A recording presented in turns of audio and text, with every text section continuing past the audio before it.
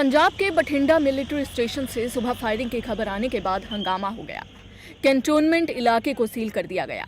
छावनी में घटना के बाद सुरक्षा बढ़ा दी गई है और किसी को अंदर नहीं जाने दिया। सेना के दक्षिणी पश्चिमी कमान ने एक बयान जारी कर बताया कि बठिंडा मिलिट्री स्टेशन के अंदर आज तड़के करीब 4:35 पर फायरिंग की घटना में 4 लोग शहीद हो गए। स्टेशन क्विक रिएक्शन टीम को सक्रिय कर दिया गया। सेना ने पूरे इलाके को सील करके सर्च ऑपरेशन किया। मेरी एसएसपी साहब से बात हुई है तो वो उस पे जांच पड़ताल चल रही है। आपस में झगड़े में वो सारा हुआ है जी। बाकी ठीक है, झगड़े में हुआ, उसकी जांच पड़ताल चल रही है कि किन कारणों के कारण ये झगड़ा हुआ आपस में। उधर रक्षा मंत्री ने एशिया की सबसे बड़ी छावनी में हुई फायरिंग को लेकर बैठक बुलाई। सेनाध्यक्ष ने उनसे मुलाकात की। पंजाब सरकार ने भी बठिंडा पुलिस से रिपोर्ट तलब की है। सेना ने पंजाब पुलिस के एक बड़े अधिकारी को बताया कि ये आतंकी घटना नहीं है। Firing 80 medium regiment artillery officers mess में हुई। कुछ दिन पहले ही यूनिट के गार्ड रूम से एक असॉल्ट राइफल गायब हो गई थी। लगता है कि उसी से ये फायरिंग की गई है। राइफल और चलाने वाले की तलाश जारी है। बठिंडा देश का अहम और महत्वपूर्ण सैन्य प्रतिष्ठान है। बठिंडा में 10 कॉर्प्स का हेडक्वार्टर्स है।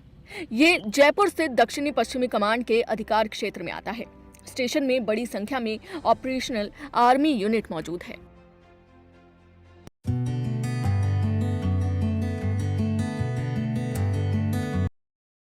लैंड फॉर जॉब मामले में बिहार के डिप्टी सीएम तेजस्वी यादव अब गंभीर मुश्किलों में पड़ गए हैं। प्रवर्तन निदेशालय यानी कि ईडी ने सीबीआई की एफआईआर के आधार पर मनी लॉन्ड्रिंग कानून के तहत अलग से मामला दर्ज किया। इसमें तेजस्वी यादव को आरोपी बनाया गया। इसके बाद उन्हें 11 अप्रैल को पूछताछ के लिए दिल्ली बुलाया। ईडी ने तेजस्वी से करीब 9 घंटे तक पूछताछ की। इस दौरान उनसे आमदनी और परिवार की संपत्ति से जुड़े सवाल पूछे गए। हम लोग देखिए पहले ही कहे थे जब सरकार बन रहा था कि ये चलता रहेगा, 24 तक चलता रहेगा, क्योंकि 24 का डर है। तो इससे ज्यादा कोई हमको टिप्पा टिप्पणी नहीं करना, सब लोग जान रहे हैं। कोई नई बात तो थी नहीं। वो तो सवाल जो है वही बातें पूछी जाती है, जवाब वही रहता है ना, कोई बदलने वाला तो है नहीं। इस सब में कोई कुछ हुआ ही नहीं गड़बड़, तो लोग सजा क्या देंगे? तो कुछ है ही नहीं ऐसी बातें। वहीं विपक्ष ने हमला बोला। हालत ये थी कि रेलवे की भर्तियों में राजनीति होती थी, बड़े पैमाने पर भ्रष्टाचार होता था। हालत ये थी कि गरीब लोगों की जमीन छीनकर उन्हें रेलवे में नौकरी का झांसा दिया गया। देश में मौजूद हजारों मानव रहित क्रॉसिंग को भी अपने ही हाल पर छोड़ दिया गया था। आपको बता दें कि लैंड फॉर जॉब केस में शुरुआत में तेजस्वी यादव का नाम नहीं आया था, लेकिन जैसे जैसे जांच का दायरा बढ़ा, दिल्ली के फ्रेंड्स कॉलोनी में स्थित एक बंगले का जिक्र आया।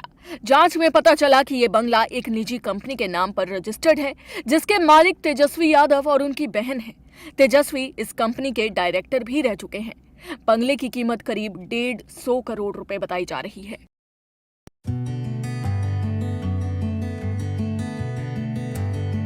बीते दिनों यूट्यूबर मनीष कश्यप का नाम काफी सुर्खियों में आया था। वजह मनीष ने बिहारी मजदूरों की कथित पिटाई का फर्जी वीडियो वायरल कर दिया था, जिसके बाद उनकी मुश्किलें खत्म नहीं हो रही हैं। फिलहाल उनको सुप्रीम कोर्ट से कोई राहत नहीं है। उनकी याचिका पर 10 अप्रैल को सुनवाई ही नहीं हो पाई। मनीष ने जमानत लेने और अलग अलग राज्यों में दर्ज केसों की सुनवाई एक जगह करने के लिए सुप्रीम कोर्ट में याचिका लगाई थी।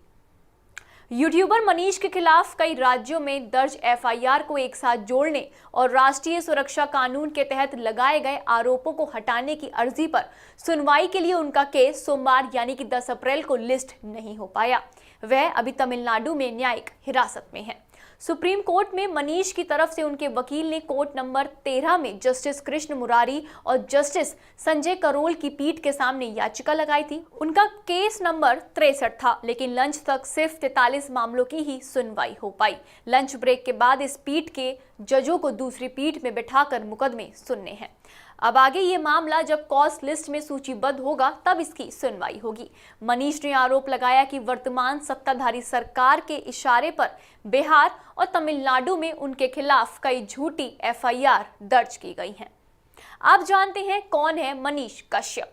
बता दें कि मनीष कश्यप का जन्म 9 मार्च 1991 को बिहार के पश्चिम चंपारण के डुमरी महनाफ गांव में हुआ। मनीष खुद को सन ऑफ बिहार लिखता है। उसका असली नाम त्रिपुरारी कुमार तिवारी है। वह अपने नाम के पीछे कश्यप लगाता है। क्या है पूरा मामला?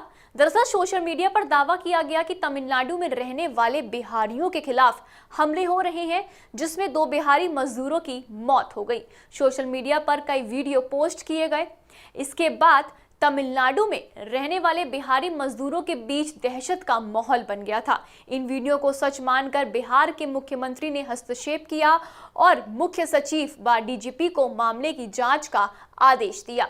मुख्यमंत्री के निर्देश के बाद 4 सदस्यीय टीम तमिलनाडु गई थी, जहां मामले की पड़ताल की गई।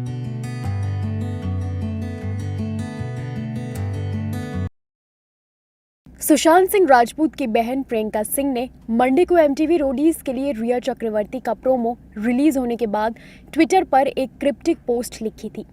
रिया के नाम का जिक्र किए बिना सुशांत की बहन प्रियंका ने रिया को ताना मारते हुए कहा, जो टीवी पर वापसी करने के लिए तैयार है। अब प्रियंका ने एक क्लैरिफिकेशन दिया है कि उनका हालिया ट्वीट किसी एक स्पेसिफिक पर्सन के लिए नहीं था, जैसा कि मीडिया में बताया गया था।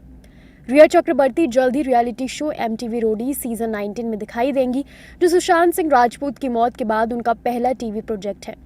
सुशांत 2020 में रिया को डेट कर रहे थे। अपने रोडीज प्रोमो में रिया को एक फियर्स अवतार में देखा गया और कहा, आपको क्या लगा मैं वापस नहीं आऊंगी, डर जाऊंगी, डरने की बारी किसी और की है, मिलते हैं ऑडिशन पे। वो MTV रोडीज के अपकमिंग सीजन में नई गैंग लीडर के रूप में नजर आएंगी। प्रोमो रिलीज होने के कुछ घंटों बाद रिया का नाम लिए बिना सुशांत सिंह राजपूत की बहन प्रियंका ने एक ट्वीट किया था, तुम क्यों डरोगी, तुम तो प्रोस्टिट्यूट थी और रहोगी। सवाल ये है कि तुम्हारे क्लाइंट्स कौन हैं? कोई रूलर ही ये हिम्मत दे सकता है। तुम प्रोस्टिट्यूट थी, हो और रहोगी। Who is responsible for delay in SSRs is obvious. Wednesday को प्रियंका ने अपने पहले की ट्वीट के रिप्लाई में ट्वीट किया, बस एक क्लैरिफिकेशन, मेरा नीचे का ट्वीट किसी स्पेसिफिक पर्सन के लिए नहीं किया गया था, जैसा कि मीडिया में बताया गया है। It was my general angst against the state of affairs prevalent in our world around. Sushant Singh Rajput 14 जून 2020 को अपने मुंबई के फ्लैट में मृत पाए गए थे, जिसके बाद आरोप लगाया गया कि एक्टर और उनकी एक्स मैनेजर दिशा सालियान की मौत, जिनकी मृत्यु 8 जून 2020 को हुई थी, जुड़ी हुई थी। सुशांत की मौत के कुछ दिनों बाद लेट एक्टर के पापा ने सुशांत की गर्लफ्रेंड रिया चक्रवर्ती के खिलाफ आत्महत्या के लिए उकसाने और मनी लॉन्ड्रिंग का आरोप लगाते हुए FIR दर्ज की थी।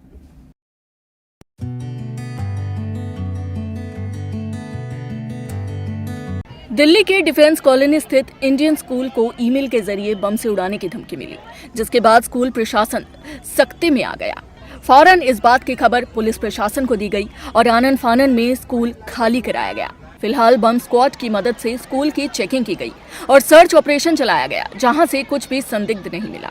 अभी कुछ बताया नहीं था, सडनली इनका बस फोन आया कि बच्चों को लेने आ जाओ। तो सबसे बड़ी प्रॉब्लम ये है, बच्चों को छोड़े जा रहे हैं बिना पता करे कि उनके पेरेंट्स लेने आए भी हो या नहीं आए हुए, और हमारे पास कोई इन्फॉर्मेशन नहीं कि अंदर हो क्या रहा है। पुलिस वाले सिर्फ ये बोल रहे हैं कि आप जी वीडियो मत बनाओ, ये मत करो, वो मत करो और जाइए यहाँ से, बस। अच्छा, क्या आप लोगों को क्या मैसेज मिला? कोई मैसेज ही नहीं है, कोई फोन नहीं उठा रहा, कोई बात नहीं हो रही, सिर्फ एक व्हाट्सएप आया कि अपने बच्चों को लेने आ जाइए, बस। That's it. अभी हमें कुछ नहीं पता, स्कूल वाले तो बात भी नहीं कर रहे हैं सारे। ये बच्चे को बाहर निकाल दिया, वैन वाला बोल के, वैन वाला लेने भी नहीं आया हुआ। अगर मैं नहीं आता तो इसे कौन लेने जाता? अभी पुलिस के मुताबिक सादिक नगर स्थित इंडियन पब्लिक स्कूल को सुबह 10:49 पर एक ईमेल भेजा गया, जिसमें दावा किया गया कि उसके परिसर में बम रखा गया है। उन्होंने बताया कि एहतियात के तौर पर स्कूल को खाली करा दिया गया है। स्कूल के एक शिक्षक ने बताया कि इस हरकत के पीछे कुछ शरारती बच्चों का हाथ हो सकता है। क्या छुट्टी क्यों हो गई, क्या वजह क्या रही? अंदर कुछ बता ही नहीं रहे। पता नहीं कुछ, पहले कितने बजे होती थी?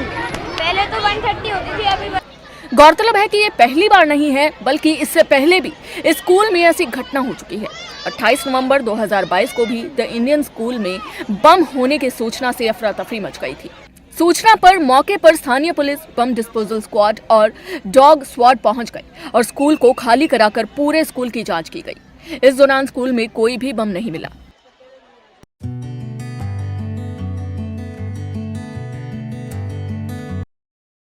कर्नाटक विधानसभा चुनाव के लिए भारतीय जनता पार्टी ने लंबे मंथन के बाद 11 अप्रैल को 189 उम्मीदवारों की पहली सूची जारी कर दी है। मुख्यमंत्री बसवराज बोम्मई अपनी पारंपरिक शिगांव सीट से चुनाव लड़ेंगे, जबकि उनकी सरकार में मंत्री आर अशोक कनकपुरा सीट पर कांग्रेस नेता DK शिवकुमार के खिलाफ लड़ेंगे। पैनल बनाया, विधानसभा स्तर की रिकमेंडेशन, डिस्ट्रिक्ट लेवल की रिकमेंडेशन, उसको लेके डिटेल पॉलिटिकल एनालिसिस करते हुए